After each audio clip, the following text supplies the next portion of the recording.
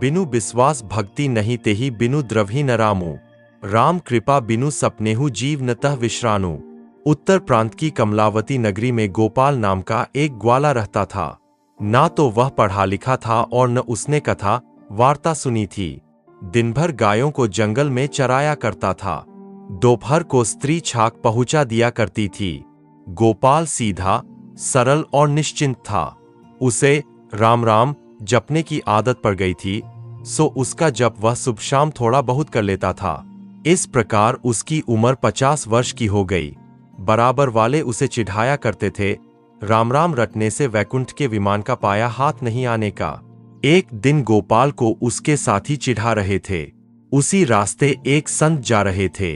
उन्होंने चिढ़ाने वालों से कहा, भाई तुम लोग बड़ी गलती कर रहे हो। भगवान के नाम की महिमा तुम नहीं जानते।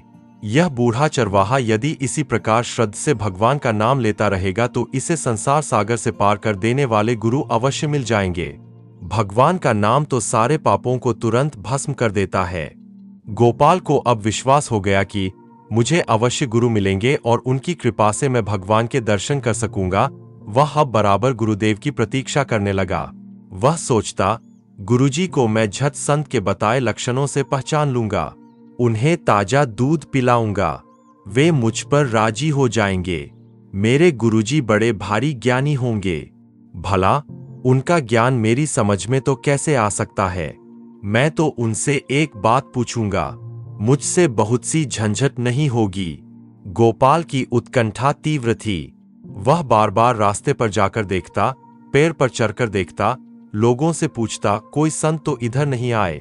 कभी कभी व्याकुल होकर गुरुजी के न आने से रोने लगता।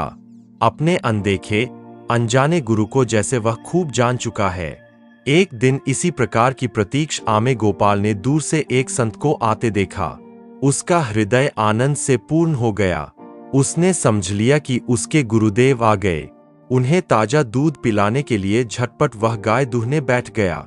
इतने में वे संत पास आ गए। दूहना अधूरा छोड़कर एक हाथ में दूध का बर्तन और दूसरे में अपनी लाठी लिए वह खड़ा हो गया और बोला, महाराज तनिक दूध तो पीते जाओ। साधु ने आतुर शब्द सुना तो रुक गए। गोपाल के हाथ तो फंसे थे। संत के सामने जाकर उसने मस्तक झुकाया और सरल भाव से बोला, लो यह दूध पी लो और मुझे उपदेश देकर कृतार्थ करो। मुझे भवसागर से पार कर दो। महाराज अब मैं तुम्हारे चरण नहीं छोड़ूंगा। दूध का बर्तन और लाठी एक ओर रखकर वह संत के चरणों से लिपट गया। उसके नेत्रों से झरझर आंसू गिरने लगे। संत एक बार तो यह सब देखकर चकित हो गए। फिर गोपाल के सरल भक्ति भाव को देखकर उन्हें बड़ी प्रसन्नता हुई। उन्होंने गोपाल से घर चलकर स्नान करके दीक्षा लेने को कहा। गोपाल बोला, महाराज मुझे तो वन में रहकर गायें चराना ही आता है।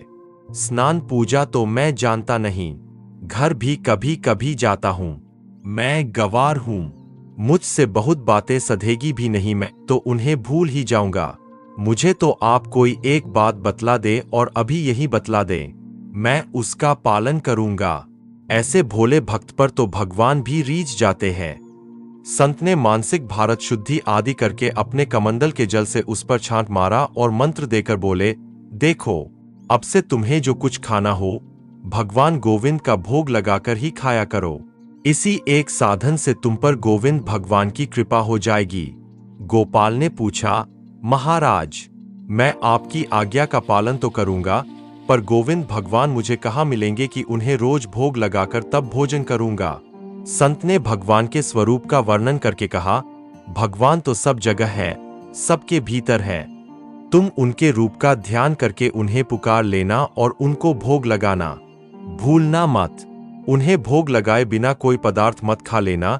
यह उपदेश देकर गोपाल का दूध ग्रहण करके महात्मा जी चले गए। दोपहर को गोपाल की स्त्री आई और छाक देकर चली गई।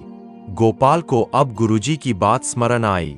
एकांत में जाकर पत्ते पर रोटियां परोसकर तुलसी दल डालकर वे गोविंद भगवान को याद करते हुए प्रार्थना करने लगे, हे गोविंद, लो ये रोटियां रखी है, इनका भोग लगाओ। मेरे गुरुदेव कह गए हैं कि भगवान को भोग लगाकर जो प्रसादी बचे वही खाना। मुझे बहुत भूख लगी है, किंतु तुम्हारे भोग लगाए बिना मैं नहीं खाऊंगा। देर मत करो, जल्दी आकर भोग लगाओ। गोपाल प्रार्थना करते करते थक गए। संध्या हो गई पर गोविंद नहीं पधारे। जब भगवान ने भोग नहीं लगाया तब गोपाल कैसे खा ले? रोटियां जंगल में उसने फेंक दी और गौशाला लौट आया। गोपाल का शरीर उपवास से सूखता चला गया। इसी प्रकार 18 दिन बीत गए। खड़े होने में चक्कर आने लगा, आंखें गर्दों में घुस गईं। स्त्री पुत्र घबराकर बार बार कारण पूछने लगे, पर गोपाल कुछ नहीं बताता। वह सोचता है, एक दिन मरना तो है ही, गुरु महाराज की आज्ञा तोड़ने का पाप करके क्यों मरूं? मेरे गुरुदेव की आज्ञा तो सत्य ही है। यहां न सही, मरने पर परलोक में तो मुझे भगवान के दर्शन होंगे। उपवास को 9 दिन और बीत गए। आज 27 दिन हो चुके। गोपाल के नेत्र अब सफेद हो गए हैं। वह उठकर बैठ भी नहीं सकता।